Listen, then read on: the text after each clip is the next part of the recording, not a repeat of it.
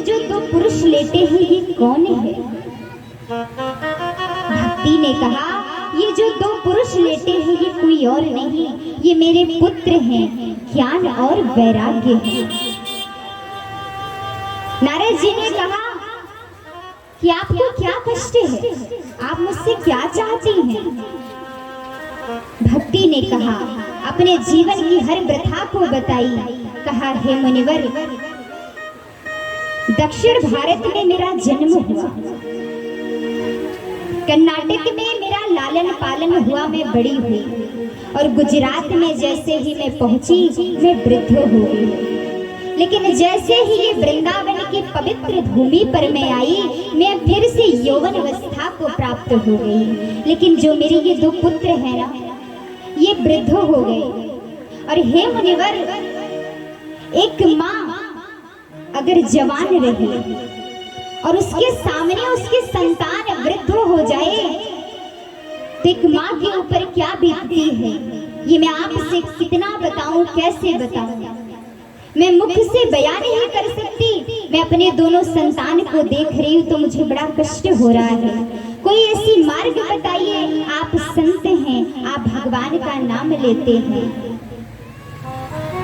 ये जो दक्षिण भारत में ये जो भक्ति हुई, पहले क्या था, भारत में भक्ति का बड़ा मान्य था, इसीलिए भक्ति जागृत हुई।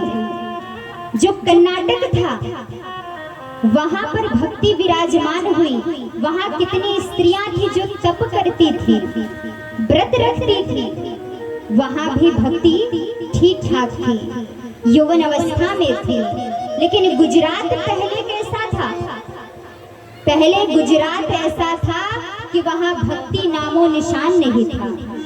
अगर कोई बाहर से अपने माथे पर चंदन लगाकर गुजरात में प्रवेश कर जाता था तो लोग सारा काम त्याग करके सबसे पहले उसे गांव से बाहर निकालने के लिए कहते थे कि ये अभक्त है, ये माथे पर चंदन लगा के हमारे गांव में आया, इसे बाहर निकालो।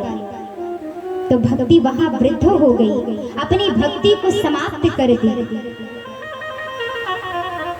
नारद जी से जैसे ही मार्ग पूछती है, तब नारद जी ने जैसे ही सुना, आज जब आश्रम की ओर नारद जी आते हैं तो शौनक आदि ऋषियों ने नारद जी की ओर देखा।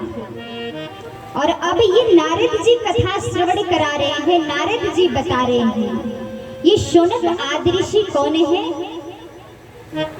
ये ब्रह्मा जी के मानस पुत्र हैं।